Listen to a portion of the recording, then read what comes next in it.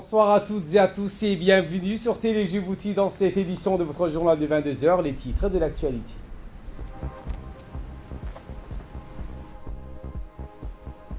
Le président de la République et chef de gouvernement Ismaël Omar Guelleh a présidé les travaux de la 5e séance du Conseil des ministres où 5 questions étaient à l'ordre du jour. Également dans l'actualité de ce 22 heures, cette visite de travail de la directrice de l'INOSCO auprès du chef de la diplomatie djiboutienne. Et dans l'actualité internationale, l'Angleterre prépare un déconfinement progressif sur 4 mois. Voilà pour les titres, merci si vous nous rejoignez sur Télé Djibouti. Sous la présidence du chef de l'État et chef de gouvernement, Ismaël Omar Guelleh s'est tenu aujourd'hui la 5e séance du Conseil des ministres où 5 questions étaient à l'ordre du jour. La première question est un projet de loi portant ratification de l'accord de financement pour la centrale électrique de Damerjog. La suite avec le compte rendu du chef de la diplomatie djiboutienne et porte-parole du gouvernement, Mahmoud Ali Youssouf. Sous la présidence du chef de l'État, son Excellence M. Ismaël Omar Guelleh, s'est tenue la 5e séance du Conseil des ministres en ce mardi 23 février 2021. Étaient inscrites à l'ordre du jour 4 questions. La première question concerne un projet de loi portant ratification d'un accord de financement pour la centrale électrique de Damerjog et l'extension du transport du réseau dans sa première phase. Cet accord de financement d'1,6 milliard de francs Djibouti permettra la construction d'une centrale électrique à Damerjog et l'extension du réseau de transport électrique. L'objectif de développement du projet consiste à consolider la production locale d'électricité et le transport d'électricité en République de Djibouti afin de répondre à la demande en électricité qui augmente annuellement de 10%. Quant au développement du réseau du transport d'électricité, il permettra d'évacuer l'énergie produite par la centrale en vue de sa distribution. Ce projet de financement comprend donc la construction d'une centrale électrique à Damerjog d'une capacité de 50 MW, utilisant 6 unités de 9,3 MW chacune, fonctionnant au gaz naturel et au mazout lourd. L'extension du réseau de 2 nouveaux postes de transformation et l'extension de 2 postes existants. La mise en place de lignes aériennes et la pose de câbles souterrains, en plus de tous les travaux de génie civil, mécanique et électrique. Le projet sera exécuté par l'électricité de Djibouti et d'Édé. La deuxième question concerne un projet de décret fixant l'organisation et la nature du concours d'accès à l'École nationale d'études en qualité de greffier stagiaire des services judiciaires. La loi numéro du 15 juillet 2020 institue l'École nationale d'études judiciaires, établissement public à caractère administratif, d'enseignement, de recherche scientifique et de formation, doté juridiquement de la personnalité morale et de l'autonomie financière placée sous la tutelle du ministère de la Justice. L'école d'études judiciaires a pour mission principale d'assurer la formation initiale et continue des auxiliaires de justice de toute profession, assimilés ayant trait au domaine juridique et judiciaire, notamment les avocats, les notaires, les huissiers, les greffiers et les officiers de police judiciaire. Ce concours concerne donc les sortants des formations supérieures et les personnels exerçant déjà une activité remplissant les conditions prévues par la loi numéro 9-1 de 2001, 4e législature, portant statut donc de la magistrature du 18 février. Ce concours permettra aux 15 premiers candidats classés par ordre de mérite la poursuite d'une formation professionnelle de 12 mois devant déboucher sur l'acquisition de compétences nécessaires à l'exercice de la profession de greffier, donc stagiaire pour les services judiciaires. Par ailleurs, il est rappelé qu'à l'issue de cette formation spécifique aux greffiers stagiaires, dont le projet de texte sera soumis prochainement, ces derniers devront valider leur cursus de formation par un examen probatoire devant confirmer l'acquisition des compétences pour exercer dans les juridictions de l'ordre judiciaire en tant que greffier. Pour les candidats présents donc au concours, il concerne les sortants des formations supérieures et les personnels exerçant déjà une activité remplissant les conditions prévues aux 2 premiers alinéas de l'article 295 du décret 89-62/présidence relatif donc au statut particulier de fonctionnaire. Le concours externe est ouvert aux candidats titulaires du diplôme d'études universitaires générales en droit, le DEC, et d'un diplôme admis en équivalence. Le concours professionnel est aussi ouvert aux secrétaires greffiers comptant au moins 5 ans de service effectif dans leur cadre. Le présent décret donc vise particulièrement à préciser les modalités de concours pour les candidats en qualité de greffier des services judiciaires qui comportent des épreuves écrites et des épreuves orales. Le Conseil a ensuite examiné et approuvé un projet de décret fixant organisation, l'autorité de l'aviation civile.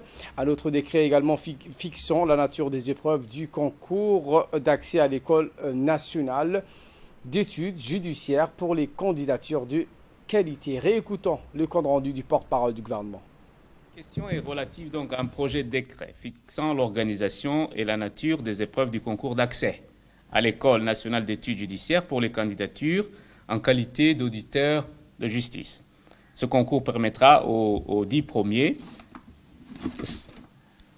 candidats classés par ordre de mérite la poursuite d'une formation professionnelle de 24 mois devant déboucher sur l'acquisition de compétences nécessaires à l'exercice de la profession de magistrat. Il est rappelé qu'à l'issue de cette formation spécifique aux auditeurs de justice, dont le projet de texte sera soumis bientôt, ces derniers devront valider leur cursus de formation par un examen probatoire devant confirmer l'acquisition des compétences pour exercer dans les juridictions de l'ordre judiciaire en tant que magistrat. Le présent décret vise à préciser aussi les modalités d'organisation et la nature du concours pour les candidats en qualité d'auditeurs de justice qui comportent des épreuves écrites et des épreuves orales. La quatrième question donc est un projet de décret portant amendement du décret organisant le fonctionnement de l'autorité de l'aviation civile. Ce projet de décret fixe la mission de l'autorité de l'aviation civile qui a été redéfinie partiellement. Il a été précisé que l'autorité est une entité de réglementation et de supervision du transport aérien. Les pouvoirs du directeur général ont été revus. L'organisation et le fonctionnement de chaque service a été rectifié. Le service aérodrome et aide au sol a été modifié sur la base du document 974. Le service licence personnelle aéronautique a été modifié sur la base du document 8379. Et le service de navigabilité des aéronefs a été modifié sur la base du document 9760. Le service OPS sur la base du document 8335. Et le service de sûreté, enfin, sur la base du document 8973.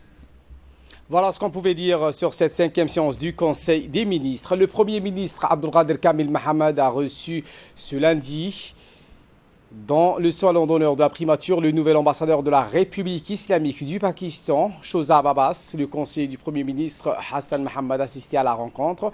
L'ambassadeur a exprimé son réel plaisir à rencontrer le Premier ministre afin d'échanger ensemble sur la meilleure façon de renforcer les liens de coopération entre les deux pays et ce, dans les domaines que Djibouti jugera prioritaires, par exemple dans les secteurs agricoles et économiques.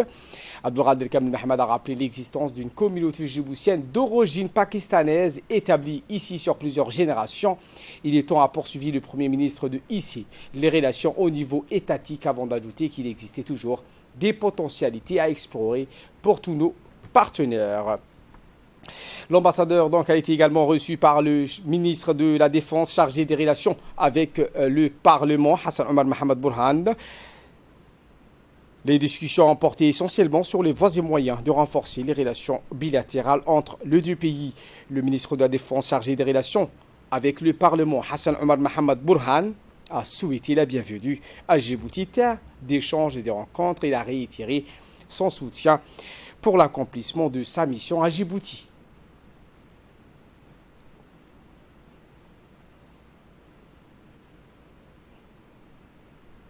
Le colonel Waïs Omar Boghoré a également accueilli dans l'enceinte de la direction générale de la garde côte cette délégation conduite par l'ambassadeur du Pakistan à Djibouti, basé à Addis Abeba. À son arrivée à la direction de l'escale, M. Shozab Abbas a été accueilli chaleureusement par le colonel Waïs Omar Boghoré, commandant de la garde côte. Waïs Omar Boghoré a d'abord donné un aperçu de l'historique de la garde côte avant de présenter brièvement à l'ambassadeur du Pakistan à Djibouti un exposé sur les différentes missions dévolues de la garde-côte et ses différentes installations placées stratégiquement sur l'ensemble des côtes djiboutiennes.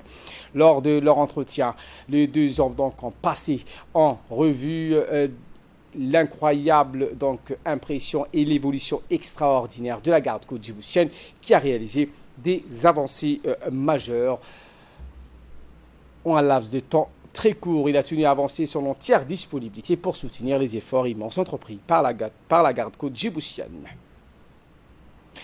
Le ministre de la Défense le ministre de la Justice et des Affaires pénitentiaires chargé des droits de l'homme, Ali Hassan Bahdon, a reçu hier en son cabinet une visite de courtoisie des membres du Conseil supérieur de la magistrature.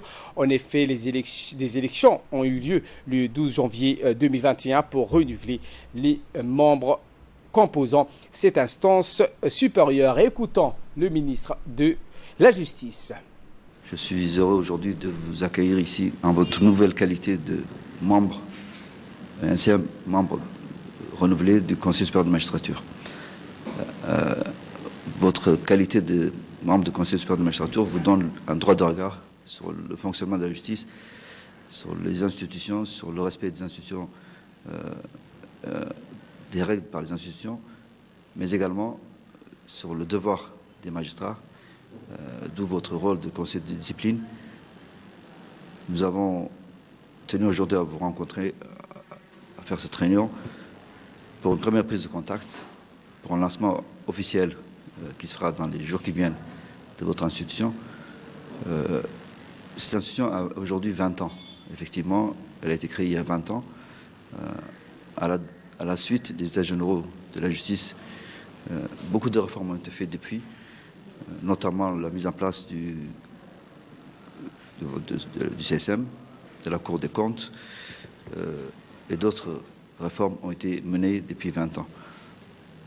Il est important aujourd'hui que votre rôle soit plus important, plus visible, parce que vous avez la maturité en tant qu'institution, vous avez l'expérience, et le besoin est là également de rôle de régulateur de la justice. C'est vrai que les trois pouvoirs judiciaire, législatif et exécutif sont indépendants chacun de l'autre, mais aucune institution ne travaille sans règles et sans discipline. Être magistrat, c'est être indépendant de l'exécutif, c'est ne pas être indépendant de tout. Donc le rôle du CSM, c'est de veiller à ça d'abord, de veiller aux règles et de faire respecter les règles des deux côtés. Et voilà qui nous ramène de parler de la visite de la directrice générale de l'UNESCO, Mme Audrey Azoulay, qui effectue une visite de travail à Djibouti. Elle a été reçue par le chef de la diplomatie djiboutienne, Mahmoud Ali Youssouf. La directrice générale était accompagnée de ses principaux collaborateurs côté djiboutien. Ont pris part à cet entretien l'ambassadeur de Djibouti en France, Ayed Moussaed, et le directeur de la communication, Moussa Mohamed Omar, ainsi que le premier conseiller de l'ambassade de Djibouti en France, Monsieur Mohamed Omar. L'entretien s'est déroulé dans un climat de confiance. L'ensemble des sujets portés par l'UNESCO ont été évoqués, notamment l'éducation, la recherche, la culture, la préservation du patrimoine et les défis comme les opportunités liées aux technologies de l'intelligence artificielle. Le ministre de l'Éducation nationale et de la formation professionnelle, entouré de ses proches collaborateurs, a également reçu Mme Audrey Azoulay, accompagnée de l'ambassadeur de Djibouti en France, Ayed Moussaed. La visite de la directrice générale de l'UNESCO à Djibouti s'inscrit dans la volonté du MENFOP de consolider et fructifier son partenariat avec l'ensemble de ses partenaires techniques et financiers. Après le mot de bienvenue, le ministre de l'Éducation nationale et de la formation professionnelle a remercié la directrice de l'UNESCO de son intérêt pour Djibouti. Ensuite, il lui a donné un aperçu du système éducatif djiboutien et insisté sur les réalisations des dernières années en termes d'accès, d'équité, d'inclusivité et des mesures entreprises en faveur de la qualité des enseignements. Apprentissage. Ensuite, le ministre s'est arrêté sur les défis du MENFOP et les perspectives de développement du système éducatif pour les prochaines années. La directrice de l'UNESCO a quant à elle remercié le ministre et ses collaborateurs de l'accueil chaleureux. Après la rencontre, le ministre de l'Éducation accompagné de la directrice s'est déplacé à l'école d'excellence située à Balbala où ils étaient accueillis par le coordinateur de l'école, M. Cheikh Mohamed Chihim, et le directeur de l'établissement, M. Rachid Abdillahi. La directrice de l'UNESCO a visité quelques classes et a échangé avec les professeurs et les enfants. Très impressionnée par la qualité de l'avancée de l'école d'excellence vers le numérique, la visite s'est clôturée avec la remise des cadeaux avant de clôturer cette visite au centre de formation Omar Guelleh Ahmed.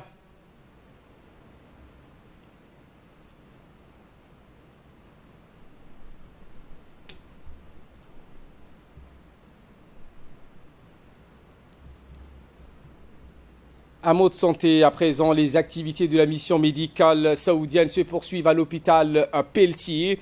En effet, dans le cadre de la coopération sanitaire entre Djibouti et le Royaume d'Arabie Saoudite, la mission médicale saoudienne affiliée au centre d'aide humanitaire et de secours du roi Salman Ben Abdelaziz Al Saoud poursuit depuis samedi dernier les opérations d'urologie pour enfants et la chirurgie générale à l'hôpital Pelletier en étroite collaboration avec les médecins djiboutiens. À cet égard, l'équipe médicale saoudienne qui comprend des spécialistes en pédiatrie, en urologie et en chirurgie générale ont effectué 35 chirurgies en faveur d'enfants souffrant d'infections par voie urinaire, en plus de dispenser des consultations pour environ 60 personnes.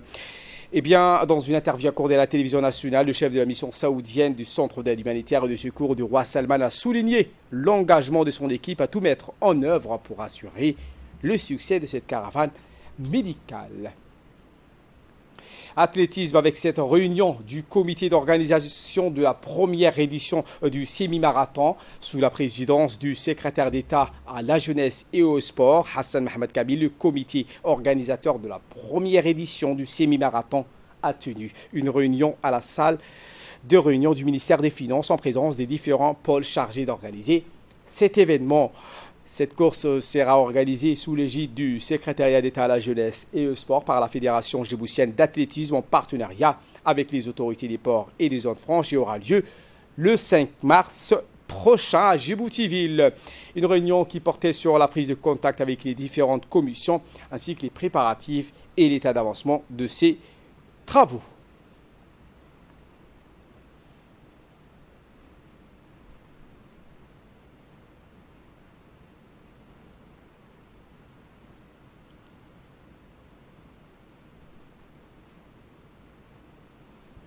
L'Union des jeunes du quartier 6 a organisé un tournoi de foot ce week-end pour soutenir le chef de l'État lors des élections du 12 d'avril prochain. Plusieurs équipes sont affrontées. Les deux équipes ont mis en valeur leur science de jeu. Deux blocs se sont opposés, laissant peu d'espace aux attaquants pour s'exprimer. Ce tournoi traduit le soutien indéfectible des jeunes du quartier 6 au chef de l'État, Ismail Omar Guelleh, lors de prochaines élections d'avril prochain. Eh bien, le président de l'Union des jeunes du quartier 6, Hassan Idlé, a dans son intervention remercié les personnes qui ont contribué de près et de loin à la réussite de ce tournoi. Il a également mis l'accent sur le soutien sans faille des jeunes du quartier 6 à la politique éclairée du chef de l'État. Et il a promis qu'ils soutiendront le chef de l'État à réélire lors de ces élections du 9 avril prochain.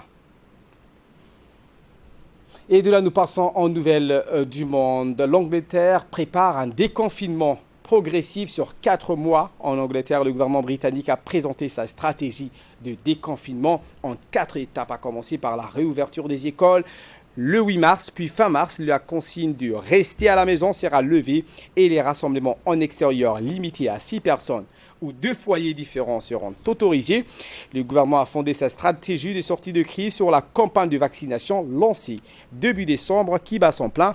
Un adulte sur 3 a déjà reçu une première dose, soit plus de 17 millions de personnes. D'ici mi-avril, le plus de 50 ans devraient tous avoir été partiellement vaccinés, puis tous les adultes d'ici fin juillet.